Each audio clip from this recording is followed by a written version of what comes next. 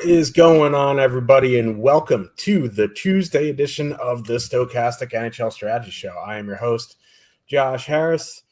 Just a little quick housekeeping notes on the show because MLB has started. DraftKings has completely nuked the contest. So we will be here regardless of the contest Tuesday, Thursday, Saturday through the remainder of the season. If there's slates on Monday, Wednesday, Friday worth a damn, we will also be here, but we're not going to hold our breath because they have been really bad of late. Tonight, I don't know what I was expecting, but it's about my expectations, I guess. I don't know why they got rid of the $12 single entry, but can't handle a $7 loss of rake. But, we have a 10-gamer here tonight. There are 2 GPPs on DraftKings where you can win $10,000. That's something, at least over the weekend. I think if you won every slate over the weekend, you maybe could have bought a 2009 Honda Civic. But I digress. Joining me to help break it down, Slim Cliffy, what's going on? Yeah, not a whole lot. Just another Tuesday here. Not much happening last night. A bunch of low-scoring games, 3-2, 3-1, that type of thing. Was watching the Devils in the Minnesota game. Not sure exactly why. That game didn't really get interesting until the third period. It's just that time of the season where the vast majority of games just really don't mean anything. Like, honestly, even at this point, the West is pretty much locked up playoff-wise. Maybe Calgary can make a miraculous charge here over the final couple weeks. I don't think they can. I think they're 5 or 6 points back now at this point, even with the win last night. So it's basically, unless it's a game including one of those 4 or 5 teams in the East right at the wild card bubble, or you really care about playoff seeding, like, Florida and Toronto, or, first place in the Central or something like that. These games just really don't mean anything. So you're looking for players making debuts. Obviously, with the college season winding down, we'll talk about that. There's a couple of guys on tonight's slate. They're not in the player pool, but there's a couple of guys on tonight's slate that signed that made their way over from college. You're looking for guys that might get called up from the AHL, those types of things. Maybe guys coming from overseas. So there are, definitely still storylines to follow. It's just, the reality is that unless you care about playoff seeding, there's only really about 5 or 6 teams really playing for anything down the stretch.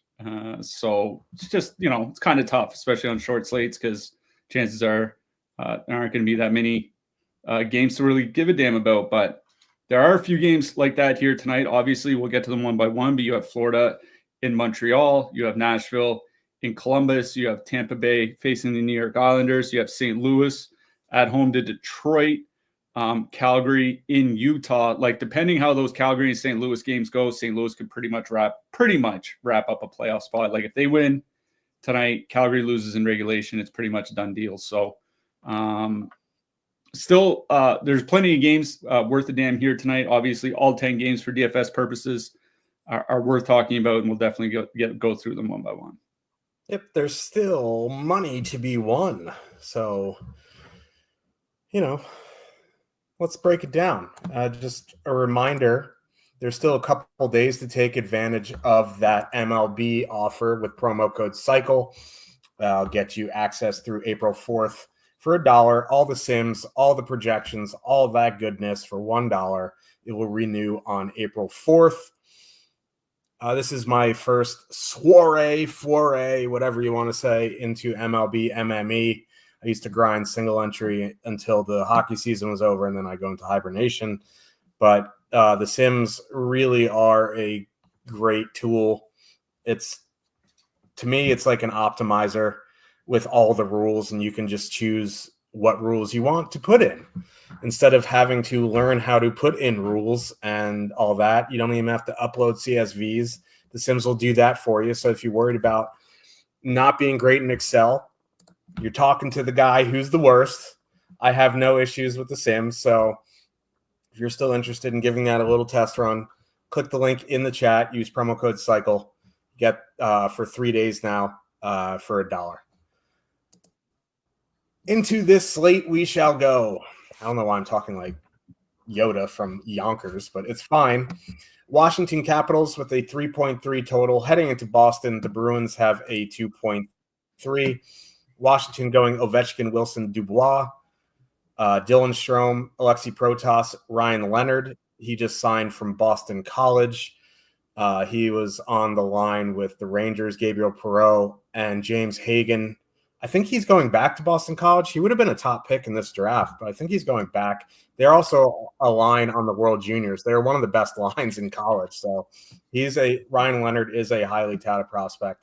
That pushes McMichael down in the third line with Mangiapane and Eller. The Bruins are going Pasternak. I know it's Charlie Lindgren in net and such, but like the Bruins, they've been god awful since the trade deadline. Pasternak still leads the projections. So, I'm pretty much out on Boston's. Any sort of stacking Boston here, I have no interest in. A Pasternak one-off, if you get there, I think is fine. MME, you get some Pasternak. That's fine. Washington, listen, they don't really have much to play for. They can get the President's Cup trophy with a few more wins. Boston's just really bad. So, any Pasternak one-off, everything else on Boston I'm out on. Kind of sucks that Ryan Leonard isn't in the pool. I was looking forward to playing him tonight. I thought he would come in on the third line with Mangiapane, and they would just, work the bottom six of the Bruins, but he's in the top six. He's not in the player pool, so it kind of limits what you want to do with Washington. I would just go straight to that top line, Dubois, Wilson, Ovechkin. You want a power play stack and add in Strome, go ahead. Like Boston, there's no resistance at 5-on-5 or on the penalty kill. So, I'm fine with Washington one here. There are other lines in that price range I like better on this slate. But again, Ovechkin 5 goals away from passing Gretzky. He has something to play for. He's going up against one of the worst teams in the league. So if I'm doing anything with Washington, I am absolutely including Alex Ovechkin. Yeah, you mentioned David Pasternak still leading projections. That's actually not a joke. He's at the top just ahead of Leon Draisaitl, and they're both well clear of Nikita Kucherov. So it is always worthwhile to play David Pasternak. He's on the top power play unit with Morgan Geekie. The power play has not been as bad as we might think. Like with Mason Lohrei running things, it's still been below average, but more like 10 to 20% below average rather than Philadelphia Flyers, New York Islanders below average. So if you want a 2-man Pasternak and Geekie or something like that, I get it, but I'm not really targeting the Bruins here tonight. On the Washington side, they now that McMichael's down on the third line, they kind of do have 3 playable lines. The problem is he can't even play the second one because Ryan Leonard's not in the playoff pool or the player pool. Sorry. So I get wanting to play Washington 1.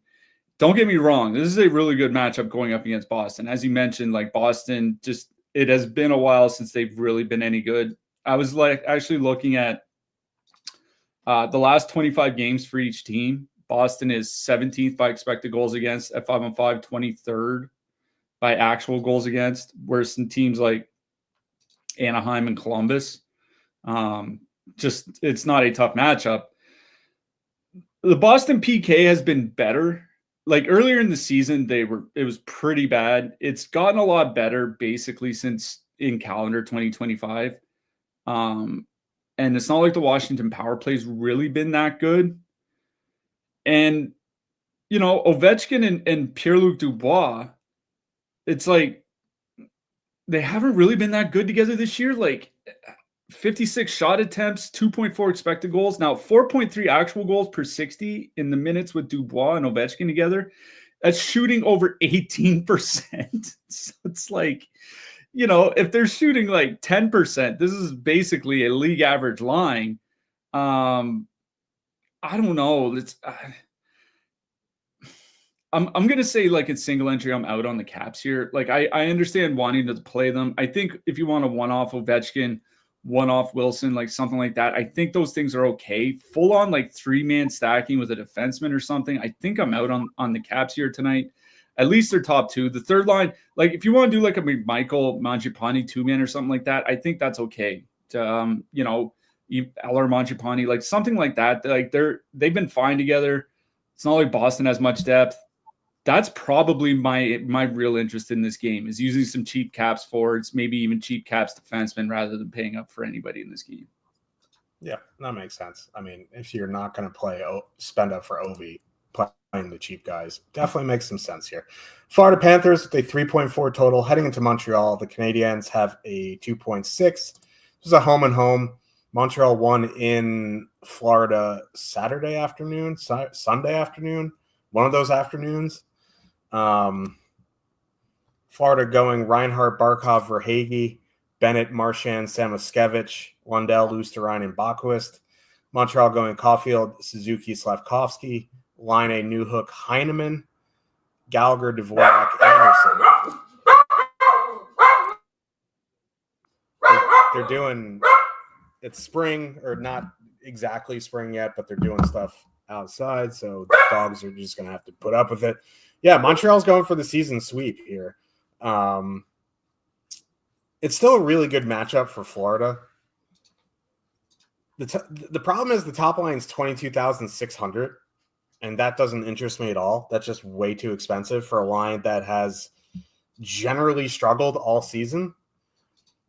So I'm out on Florida 1. Florida 2 is interesting because Bennett and Samoskevich have played really well together. Now, this is Marchand's second or third game back, I believe. I think he will make that line go kind of like how Evan Rodriguez did. I think he's still a little bit better player than Evan Rodriguez at this point in his career. I don't know if I want to spend $5,600 for him, though. So for me, it would be a Bennett Samoskevich 2-man. You want to add in Jones or add in Reinhart to make it an expensive power play stack. I think that's the way I would attack Florida here. Florida one's just too expensive on their own. You know what I mean? You can leave off for Hagee, add in Samoskevich, save $1,800. It's still over $20K. And Sam Bennett has been shooting the lights out of the puck. So if I was going to do a power play stack, it would be with that second line and then leave off Marchand and add in another power play guy. On the Montreal side, Montreal won 16-8. They're coming in with 9% projected ownership, and normally I would balk at that. However, that line is really cheap for them.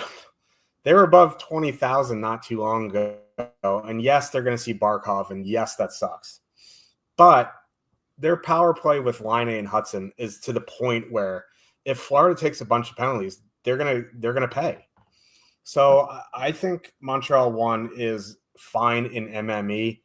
Getting there in single entry, I'm going to have some difficulty. I'd be more likely to one-off Line or one-off Hudson or something like that in single entry, but I don't think you should just sweep Montreal under the rug because they're going against Barkov. It's their power play is good enough that if Florida takes 3 penalties, they're going to get on the board.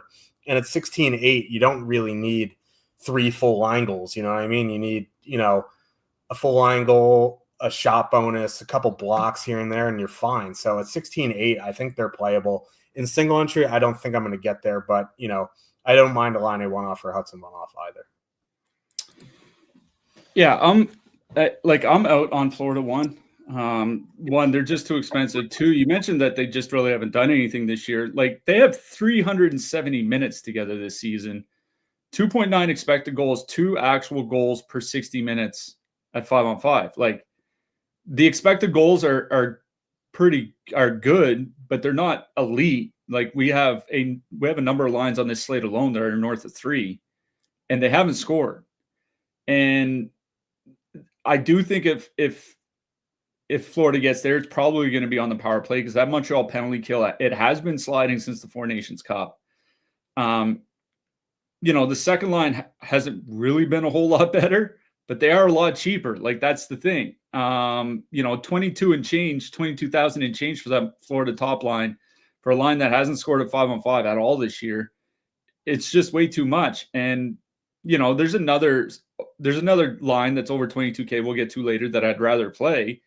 Other than that, there's not a line on this slate over $20,000. Like, there's not a real need, it's like, do you want to play a Florida top line that hasn't scored this year, or do you want to play a couple mid-price lines? Like, that's basically the choice, other than Tampa Bay, and we'll get to that in a second. So out on Florida 1, Florida 2 would be where I would go. And the other thing is like, they get much better matchups. Like this, Suzuki going against Barkov isn't great for the Suzuki line. That Suzuki line since March 1st, 2.2 expected goals against per 60 at 5-on-5, 1.7 actual goals against. They've been really good defensively. Part of that is playing with Lane Hudson, believe it or not, on the blue line. They've been really good defensively with him on the ice. So it's not like it's a great 5-on-5 matchup for that Florida top line. For the Florida second line, now we're talking, because then you're getting to the Montreal second line at 3.1 expected goals against. Then you're getting to, by the second line, I mean the Dvorak line. And then you're getting to the New Hook line, which has been okay offensively, but not very good defensively. So it is Florida 2 for me that I prefer on the Florida side. I think you can leave off Marchand and put in Barkov, or leave off Marchand and put in Reinhart. Because like I said, if Florida really gets there here tonight, the power play has to be part of it. Because they're just not doing anything at 5-on-5. They're basically the Florida Senators, the Florida Senators at this point. Like, they are just like Ottawa, where they can't score at 5-on-5, but they have a really good power play. On the Montreal side, Montreal 1 is going up against Barkov. They were also going up against Barkov in the last game and scored twice. Now, both those goals were on the power play. So, that's a big part of it. But they are perfectly correlated. 3.6 expected goals, 4.2 actual goals per 60 since March 1st. Slavkovsky and Caulfield again. They didn't play much in that last game. 16 minutes. Generally, they've been around 19 minutes over the last few weeks. Suzuki well over 20 minutes a game. I think Montreal 1 is perfectly fine here. They're my favorite line in this game. So I think for me, we go Montreal 1, then Florida 2 / Florida power play. But I think I agree with you. I would focus the power play stack around the second line and not the top line.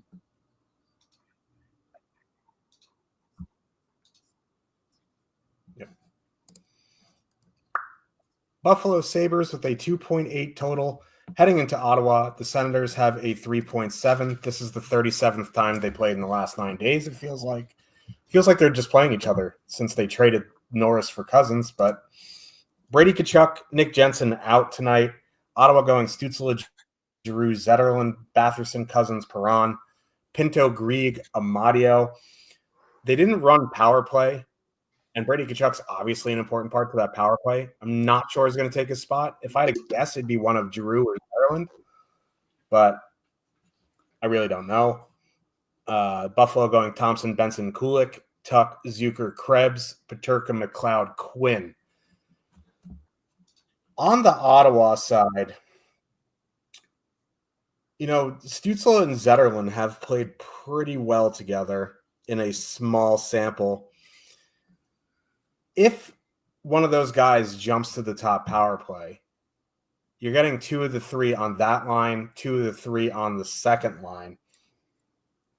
They're both similarly priced. I don't mind either one of those lines. I would go to Batherson, Cousins, Perron, just because I know for sure Cousins and Batherson are going to be on the power play. It could be like the coach could Travis Green could be like, you know what, Ridley Grieg, you're going on the power play. You know what I mean? So, I want at least 2 guys for sure, and that's Batherson, Cousins, Perron. If you want to leave off Perron, add in Stützle, make it a power play stack, I think that is fine. Buffalo has been really I don't know. They are the most bipolar team in the league. They are competitive against the good teams, absolutely lay eggs against the bad teams. I just don't understand them.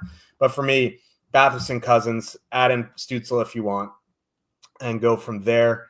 Don't mind Stützle, Giroux, Zetterlund, just because they've been fine at 5-on-5. I just want some more power play there. On the Buffalo side, these lines are just rough. So I guess. Like, I don't even know what honestly, at these 5-on-5 lines, I don't want to play any of them. I'm fine with the Tage Thompson one-off, but that's a really expensive one-off on the road at 7,700. So maybe, one-off Alex Tuck at 6,200. Like, he's over 30 goals for the first time in a few years. But really, I'm not super high on Buffalo here. Brady Tkachuk out might actually help them defensively. I don't know for sure, but like, these Buffalo lines are rough, and I don't really want to play them.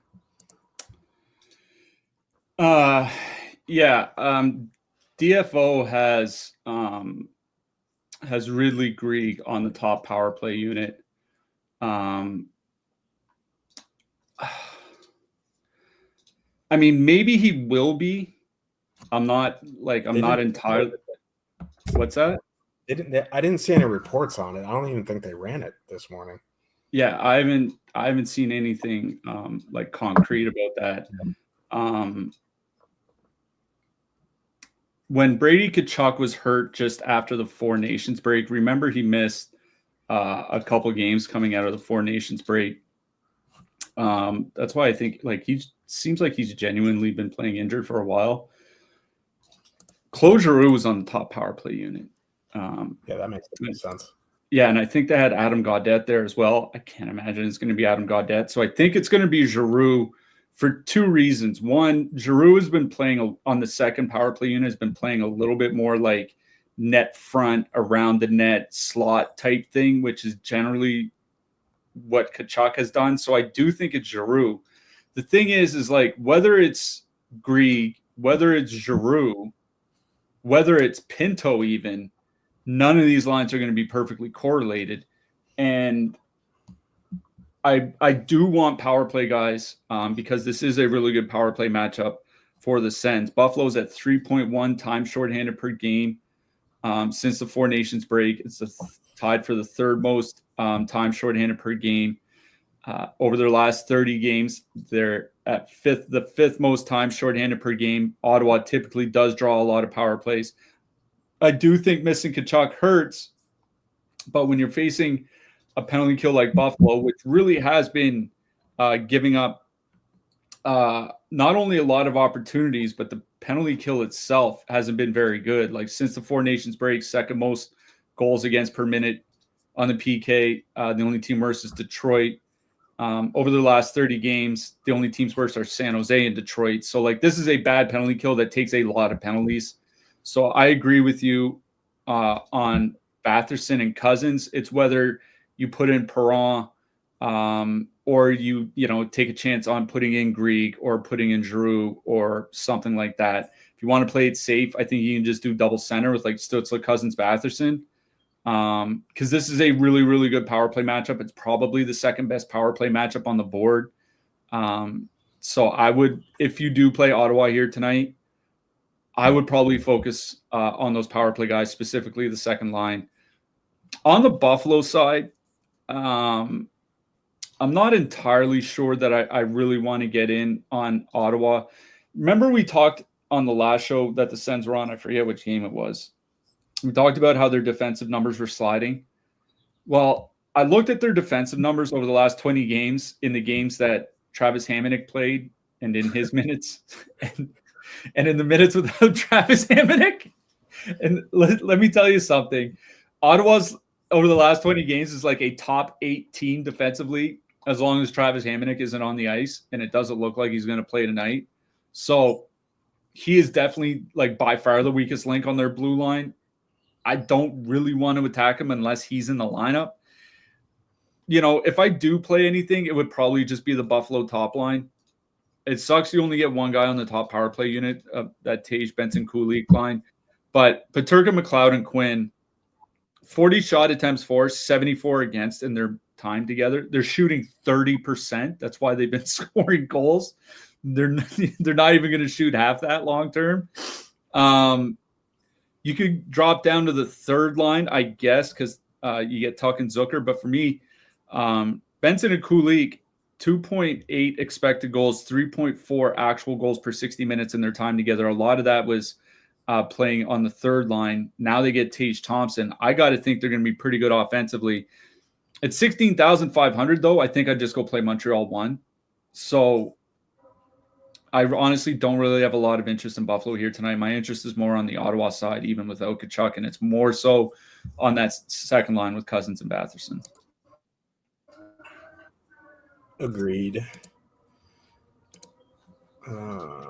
Nashville Predators with a 2.6 total heading into Columbus.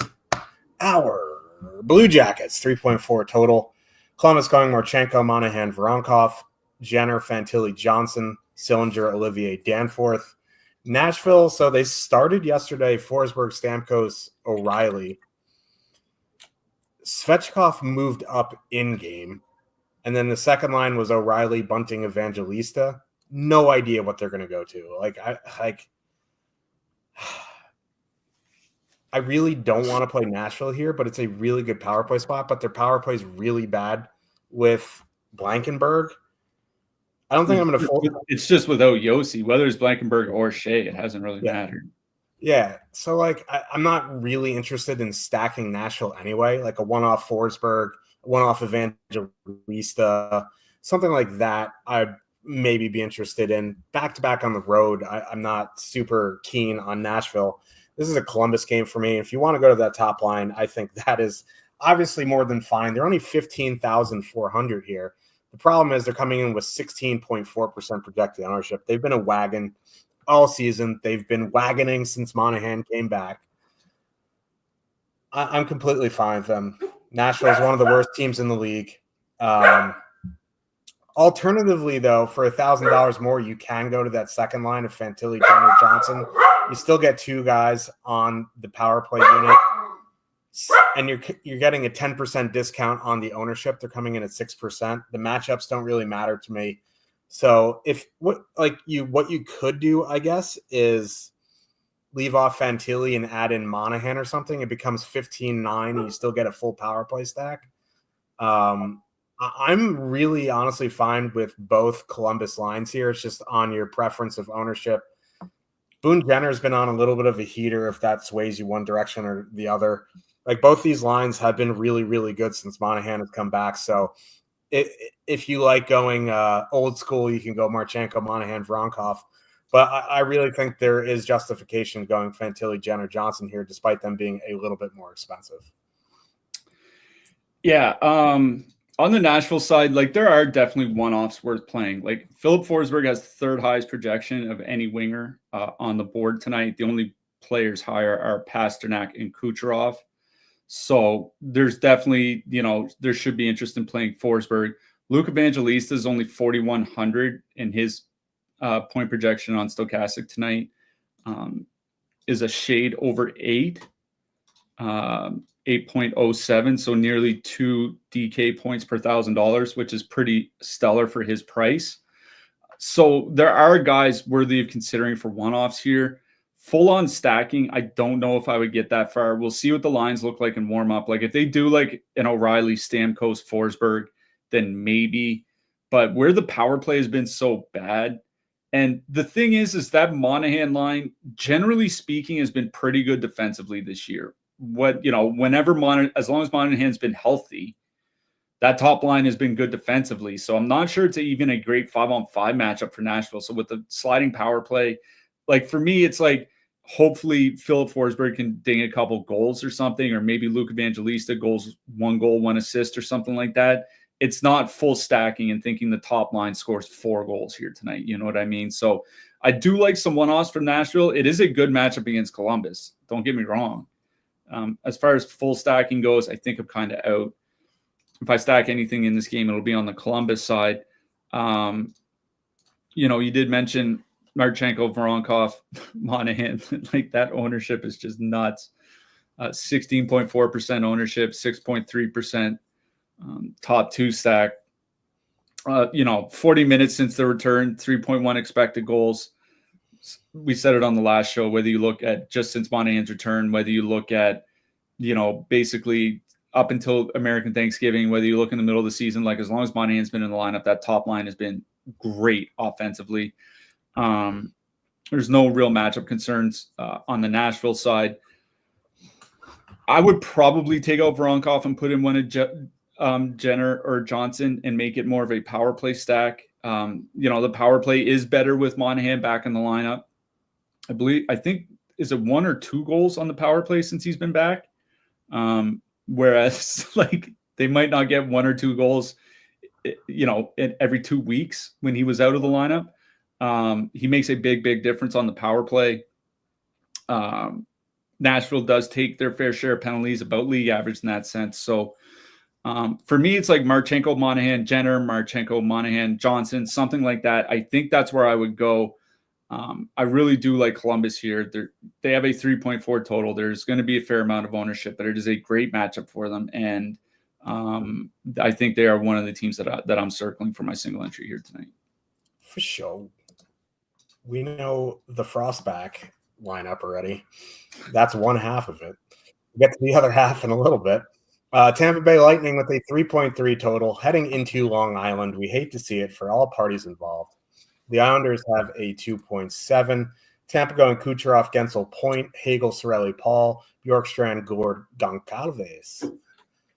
Islanders going Horvat, Palmieri, Lee, Holmstrom, Pajot, Duclair. Like the Islanders top line 16,300, more expensive than Columbus one. 8% top 2 stack, a little bit higher. 13% projected ownership. I know they're going to go out against Point, Gensel, Kucherov, and that line has not been the best defensively. I still cannot consciously play chalk Islanders in single entry. They have a 2.7 total. I'm just not doing it. If they beat me, hats off. I'll go catch a race at Belmont or something. Like, I'm just not playing them at 13%. I'll find a way to go play Columbus for a lot less than 16.4% projected ownership. There's ways to do it. So I'm out on the Islanders. If you want to play that top line because, Kucherov, Gensel, Point's gotten broken up throughout the season because they haven't been great defensively, fine. You just won't see them in my lineup. That's really like a one-off Holmstrom, I guess, is fine, but like not really running out to play fucking Simon Holmstrom on this slate. So I really just don't like the Islanders. The Tampa side's a little bit more interesting, but they're 22,500. And I definitely would rather play Tampa one here than Florida one. I just don't want to spend 22,500 on a top line here tonight.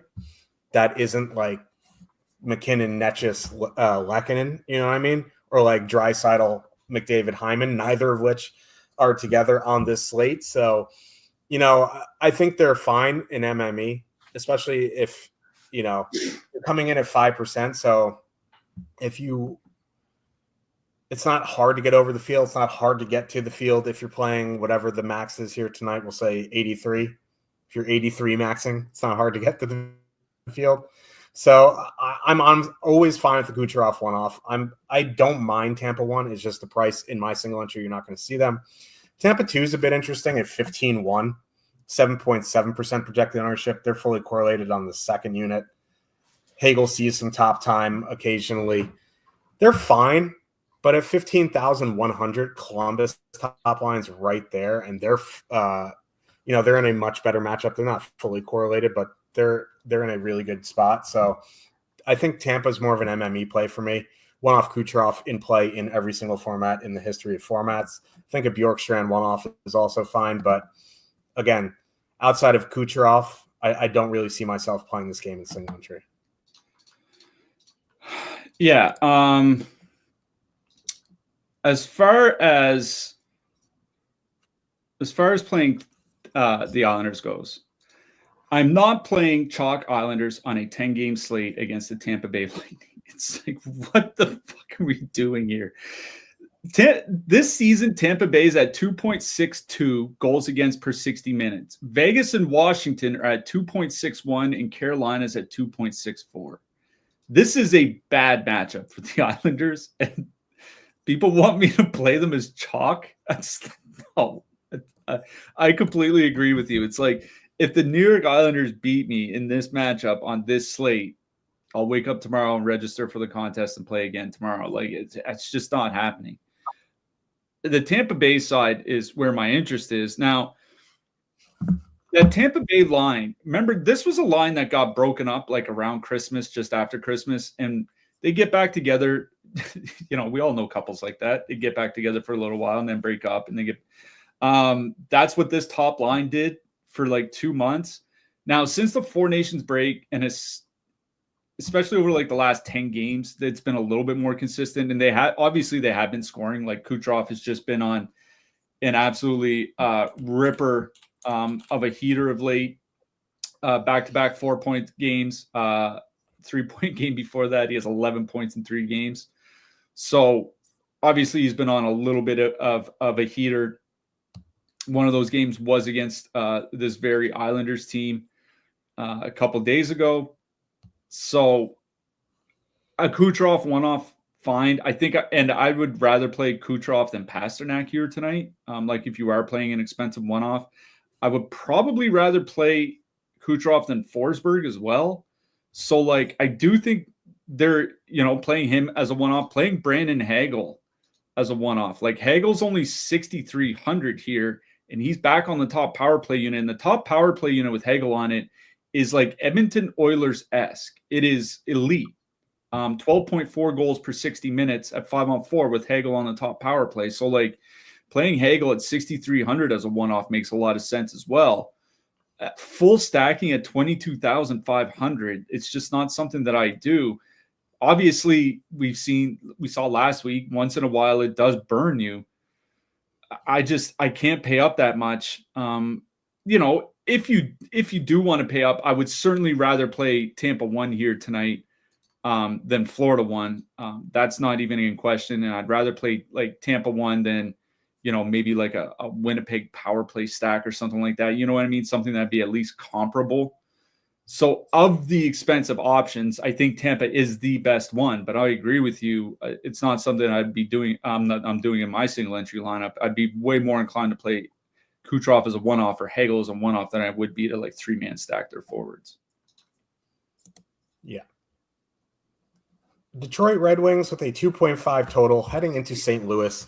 The Blues have a 3.1. Detroit going Larkin, DeBrincat, Kane, Raymond, Kasper, Rasmussen. Blues going Kyrou, Holloway, Shen, Thomas, Buchnevich, Neighbors. Jimmy Snuggerud is making his NHL debut on the third line with Bolduc and Sundqvist. He is on the Holloway unit on the power play. He's not in the player pool. Cool. Start on Detroit here. These lines suck. The one thing I will mention is the Blues might have the worst penalty kill in the league. And that Detroit top line is fully correlated. And they're power play merchants because Larkin, DeBrincat, and Kane, for whatever reason, absolutely suck at 5-on-5. But if the Blues take 3 penalties, it's going to be a problem. I'm not playing Detroit 1 in single entry at all. But if I was 20 maxing, I would maybe get 1 in just on the fact that, if the Blues for some reason take a bunch of penalties, they're going to pay a price. Other than that, like a Raymond one-off is fine, but I'm out on the Wings in single entry.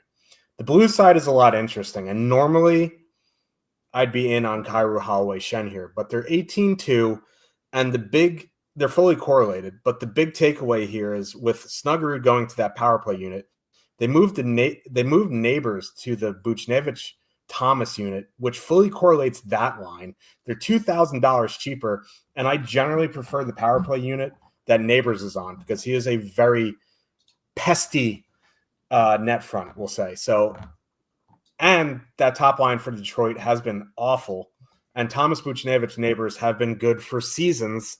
They're $2,000 cheaper, coming in at the same ownership as the Holloway line. So I'll save the $2,000 and go to Thomas Buchnevich Neighbors.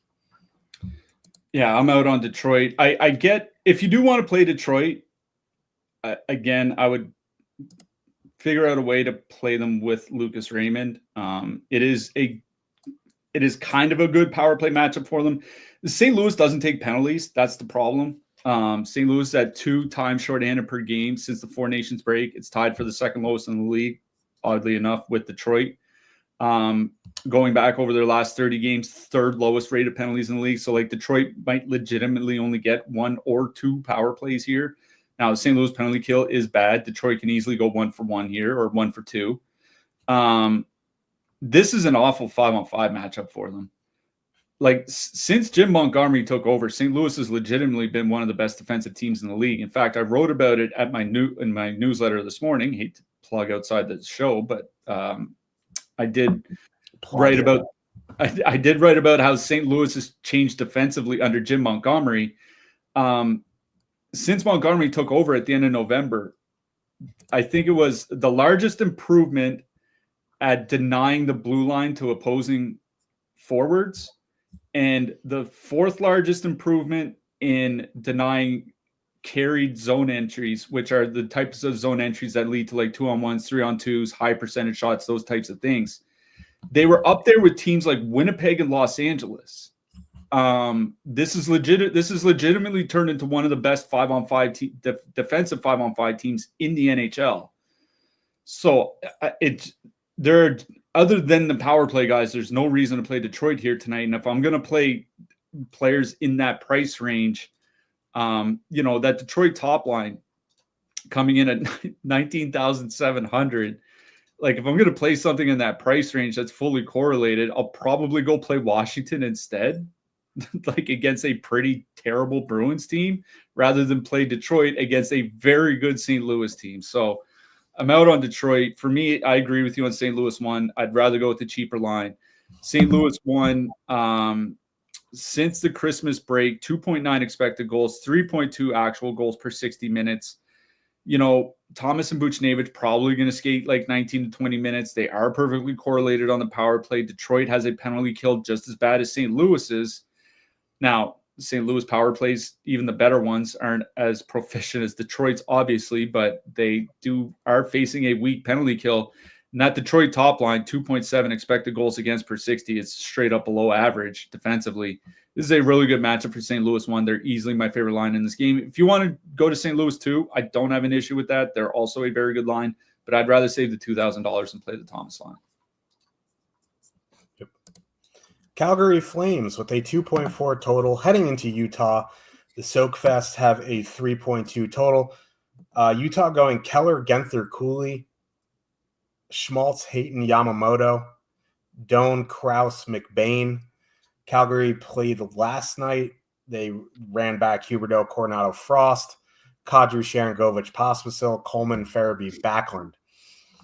On the Calgary side, this isn't a very good 5-on-5 matchup now. That second line with Yamamoto probably isn't going to be great defensively, but Utah has their full accompaniment of defensemen. So it's a pretty good power play spot. Not that the Flames power play is anything to ride home about.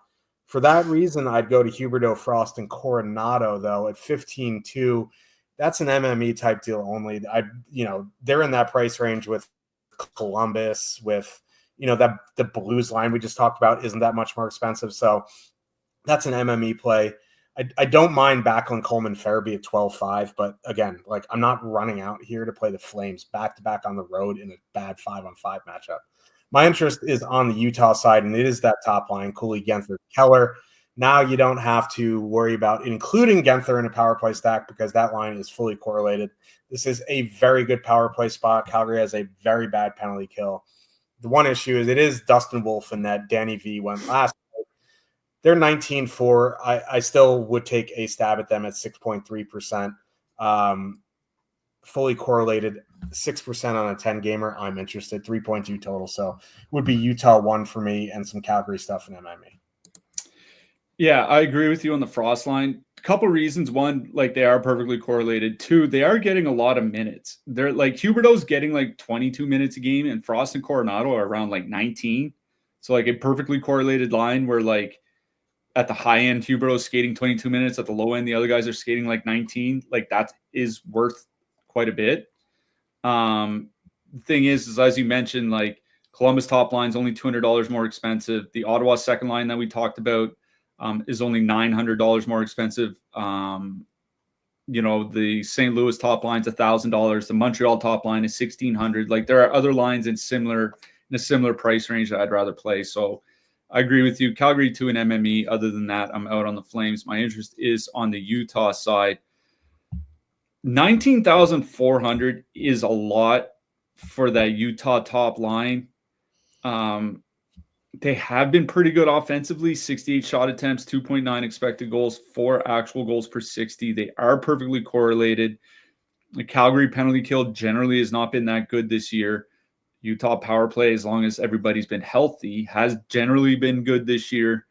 19.4 is a lot to pay for that line. Like, they're, as it stands, they're the 4th most expensive line on the board here. So, like, I would rather play them than Washington, and they do have a higher top 2 stack than the Caps. I would definitely rather play them than Detroit. So if you don't want to pay all the way up for Florida or Tampa Bay, I do think this is one of the expensive lines to consider. Honestly, I'm probably out on this game in general. I don't have a lot of interest in Utah 2 with Schmaltz and Hayton there. Utah 3, honestly, is probably where I would go, but at 12,300, like, they're a filler, but it's a little bit expensive for a filler. Josh Doan is 5,300. He's been 5,300 since he came into the player pool. It's absolutely wild. His 82 game paces for this season is like 9 goals and 19 assists. And he's the same. I think he's the same price as Nick Suzuki, who's on pace for a 25 goal, 88 point season. It's like, what have we been doing here? So, like, even that's expensive. If anything in this game, for my single entry, Utah 1 is my one consideration, just because I think it is a fine power play matchup over the Calgary penalty kill. They are one of the expensive lines I would consider. I don't think that's how I'm going to be building my single entry tonight. Yeah. San Jose Sharks with a 2.6 total heading into Anaheim. The Ducks have a 3.5. Ducks going Vetrano, Terry Strome, McTavish, Zegras, Colangelo, Gauthier, Carlson, Killorn. Sharks going Celebrini, Toffoli, Cam Lund, Will Smith, Eklund, Wenberg. So that Sharks line is 15-1. That's a little bit more easier to deal with than like 19,000 Sharks. Celebrini, Toffoli on the top power play unit. They're fine. But, like, we've been talking about it for a while now. Since the trade deadline, they can't create anything. No one on the roster has more than 2.5 expected goals for. They couldn't even generate anything against the Rangers, and the Rangers are atrocious defensively. Not that the Ducks are any better defensively. They may actually be worse, but, a Celebrini Toffoli 2-man is really about it. Like, Cam Lund is 2,800 on that top line.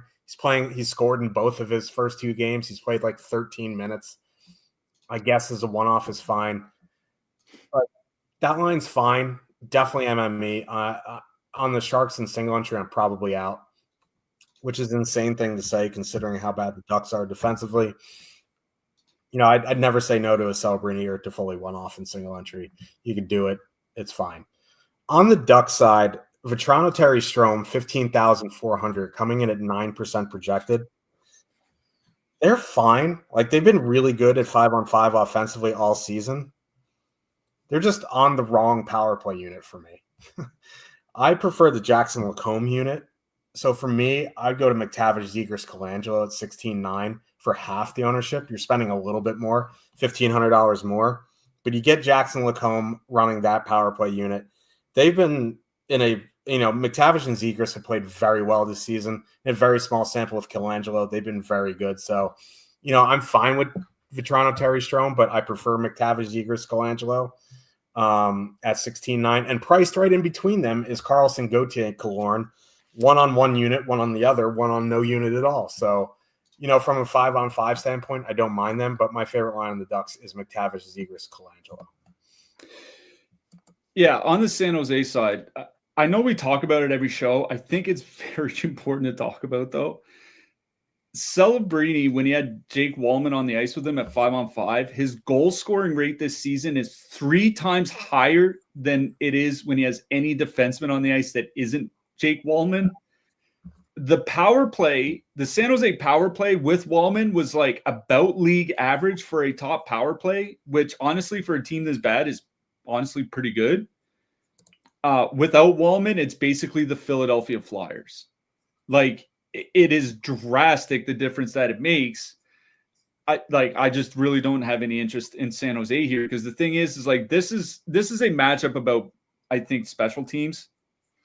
Over the last or since the Four Nations break, I guess, these are the 2 most penalized teams in the league. If you go back 30 games, these are also the 2 most penalized teams in the league. Like this is a game where both teams should get their fair share of power plays. And considering how bad the Sharks, like, it's not like the Anaheim power play has been great. The San Jose power play has been like historically bad without Jake Wallman. That's the problem. And, they sent down Luca Cagnoni. So who knows what the power play is honestly going to look like, whether they go back to what's that? I think it's Timothy Liljegren running it. I mean, it could be. I mean, maybe they'll go back to 5 forwards. Maybe it's Liljegren. They called up Jack Thompson. Maybe Thompson's had some run on the top power play. Honestly, it doesn't matter. This all sucks. I'm out on the Sharks. For me, this is an Anaheim game. Now, McTavish, Zegras, Colangelo, it's funny that you mentioned them. Like, they've been pretty – like, Zegras and McTavish have been pretty good offensively this season. 205 minutes at 5-on-5, 3.1 expected goals, 3.2 actual goals per 60. It's like, that is pretty – yeah, that's pretty good offense. These guys are perfectly correlated. It is a great power play matchup. Like, the Anaheim penalty kill is bad. San Jose's is arguably the worst. Like, it's like them, Detroit, and St. Louis are doing like a 3 monkey knife fight over who has the worst penalty kill in the league. That's been that case basically since Christmas. This is a great power play matchup, though. And I was looking at Anaheim's power play numbers. It's not a big sample with Colangelo on the power play. It's only like 20 minutes. You're talking like maybe 15 power plays, 3 power. It's not a lot. Their power play numbers with Colangelo are a lot better than they are otherwise. Whether that will be the case long term or not, he isn't a good offensive prospect. He's been good at 5-on-5. It kind of tracks that he would help on the power play. I agree with you with that line. Zegras and McTavish, they get good ice time. Colangelo might not, maybe 15, 16 minutes. The other guys would probably get like 18, 19 minutes. They're under 17K, 4% ownership, 4% top 2 stack, good at 5-on-5, better with the power play, great power play matchup. I really like that McTavish, Zegras, Colangelo line. If you want to play any of the other 3 lines or 2 lines, the Vetrano line or the Gauthier line, I have no issues at all. I'm just thinking if I'm taking one, I'm taking the line that's coming in both with a reasonably high top 2 stack and reasonable ownership, and that's McTavish, Zegras, Colangelo.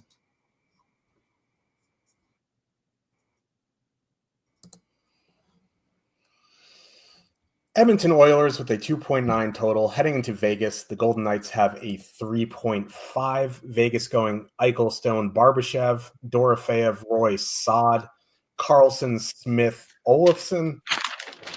Edmonton going Draisaitl, Arvidsson, Colson, Hyman, Nugent, Hopkins, Skinner. This is an interesting game. I was a bit surprised at Vegas's total here. Was not expecting a 3.5. I know Edmonton's missing McDavid, but they still have their defensemen unless Ekholm's out again. Not that, that makes a big difference if Ekholm's out, but at the surface, I don't particularly love these Vegas lines, right? Like Eichel, Stone, Barbashev, outside of that first month of the season, really haven't done anything, and they're 18-2. I guess they're fine at 6.7%. Vegas has been trying to get them in better matchups. They won't see the top line. But again, I'd rather... Ekholm is out tonight, by the way. Okay. So, yeah, he is their best defensive defenseman. Wallman doesn't really help defensively. Nurse isn't great defensively. So, yeah, maybe I get that total, but still, like, these lines aren't great. Eichelstone, Barbashev, fine at 18-2, but, they really haven't done anything since October. Dorofeyev, Roy, Saad kind of if it was Carlson there instead of Roy, I would say that would be the line. They're fine at 13-6. Honestly, my favorite line on Vegas is Carlson, Smith, Olofsson. You get Carlson on the top power play unit, get the other two on the others. They've been decent. They're 12,800. They see decent minutes for that price. So it would be Carlson, Smith, Olofsson for me. On the Vegas side, like, obviously the line with the most ownership is Draisaitl, Arvidsson, Podkolzin at 15.7 and 9.4% projected ownership.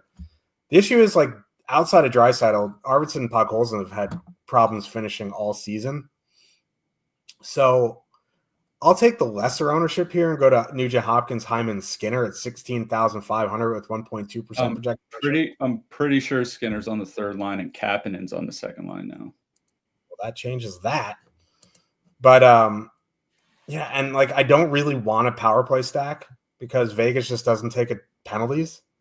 So really, it's one-offs for me. One-off Draisaitl, one-off Hyman, one-off Nugent Hopkins. So I don't particularly love this game from a stacking standpoint. If I had to stack one line in this game, honestly, it'd be the William Karlsson line. Yeah, I'm kind of out on Edmonton here. I agree with you. Like, I don't really have interest in stacking. Honestly, Alex Pietrangelo out probably makes Vegas better defensively. It is what it is. That Edmonton top line has been fine offensively this season. 2.5 expected goals since January 1st, at least. Problem is like they've been basically like that Florida top line where they've been generating a lot of shots, a lot of expected goals, and just haven't been able to finish for most of the season. I mean, Arvidsson and Podkolzin certainly. Obviously, Draisaitl's been able to finish reasonably well. So like Draisaitl one off, like you said, Hyman one off, something like that. But Vegas just doesn't take penalties. Obviously, McDavid out hurts the Edmonton power play. I don't have any confidence. Like, if Vegas is up 1-0 halfway through the second period, these lines are getting switched anyway. So, like you said, Draisaitl one off, Hyman one off, those types of things. Other than that, for me, honestly, I think it is Vegas one. Like, they did go through a fairly big downturn in the middle of the season. They've been better since they got back from the Four Nations. Now, they haven't played a ton, only 90 minutes. But since the Four Nations, 71 shot attempts, 3.2 expected goals, 4.7 actual goals, it feels like they're starting to find their feet again. 18,200, like, you don't have to pay up as steep a price as you would for like a Detroit or a Utah or a Washington or something like that. And 6.7% ownership for the line with the fifth highest top two stack on the board. It's Edmonton goaltending. Like, even if Ekholm was in, Edmonton could hold Vegas to 15 shots here tonight, and Vegas could still score 5 goals. It's like Edmonton's goaltending is a serious issue. I do like Vegas one here. I'm out on Vegas too until Hurdle comes back. I'm out on that line. Like, he was kind of held them together. If you want a one-off William Karlsson or something like that, I think that's okay. But I think the only line I really have interest in stacking here is Vegas one. Winnipeg Jets with a 2.6 total heading into Los Angeles. The Kings have a 2.7. Winnipeg going Connor Scheifele of Iafallo, Ehlers, Lowry, Appleton, Perfidi, Niederreiter, Nemestikov. Kings going Kempe, Kuzmenko, Kopitar, Fogle, Moore, Deneau, Fialo, Byfield, Jeff Malott. They won 11-7 the other day, but Alex Laferriere is back, so he'll probably slide into that Byfield Fialo line. This is a battle of two of the best defensive teams in the league. It is still Alex Iafallo on the top line for Winnipeg. So, I'm pretty much out on Winnipeg. You can get to the Kings on the power play from time to time, depending on their goaltending. A one-off Connor, a one-off Ehlers. If they happen to slip into your mix, fine. But generally out on Winnipeg. Pretty much the same on the Kings here. I don't really want to stay up late at night to go watch the Kings, who sometimes already have trouble scoring, go up against Connor Hellebuck. So, like, a one-off Byfield, a one-off Fiala, something like that. But generally, I'm out on this game. Yeah. I mean, you can make an argument they are like unless Minnesota's fully healthy, these are the two best defensive teams in the league. They are the two teams with the lowest goals against rate in the league this season. Here's something. The Winnipeg top line with Alex Iafallo, 45 shot attempts, 2.2 expected goals per 60 minutes. So, like, out on that. And then I'm not playing a Kings team against Winnipeg. Like, that just feels terrible to me. Like, I don't have interest in any of the forwards in this game. Yep. Let's talk about defensemen. Top of the board, we have Werenski, Bouchard, Sanderson, Weegar, Dahlin, Cedar, Dobson, Morrissey, Hedman. Those are the guys 6K and up. Werenski's in a class of his own at 7,500. I still think Zach Werenski is the number one play on the board. I like Sanderson here as well. I know the power play may struggle more without Brady, but that could lead to Sanderson just bombing away from the point. So I don't mind that. Really, like, I don't particularly love this top range outside of Werenski and Sanderson. I think Weegar is fine. Really, I'm more of the mid range and the low the cheaper guys here tonight. Yeah, you're right. Werenski is in a league of his own. Nearly 5 more DK points higher projection than Sanderson. Over 2 DK points projected per $1,000. Like, Werenski is easily number one with a bullet. I think Sanderson's fine as well. Also, shout out Dahlin. Tkachuk is out. Ottawa's penalty kill generally isn't like super elite. Dahlin still gets decent minutes. Like, I think he's fine, but honestly, he's 6,400. It's one of those situations where I would probably find the extra $1,100 and just go play Werenski instead, or the extra couple hundred and go play Sanderson. So I think it's Werenski or Sanderson. Mid-price range, Jackson Lacombe at 5,100 just makes a ton of sense. 51 or 5,300 makes a ton of sense. 5,100. He's getting a lot of ice time, top power play, great matchup. Same thing with Jacob Chychrun in Washington. Darnell Nurse, I don't really like him specifically, but he's probably going to have to get decent ice time. If you want to save a little bit, dropping down to Jake Wallman, I think is just fine. Sean Durzi for Utah, Gustav Forsling for Florida. He's in a really good matchup. And I'll mention Lane Hudson. I don't mind. I probably wouldn't play Hudson as a one-off, but I would do that thing like 2-man him with Suzuki, 2-man him with Patrick Laine, those types of things against Florida. For cheaper guys, Adam Pelech, Caden Gooley, Nick Blankenberg back on the top power play for Nashville. Not that Nashville has a good power play, but top minutes are better than none. Kevin Ball for Calgary.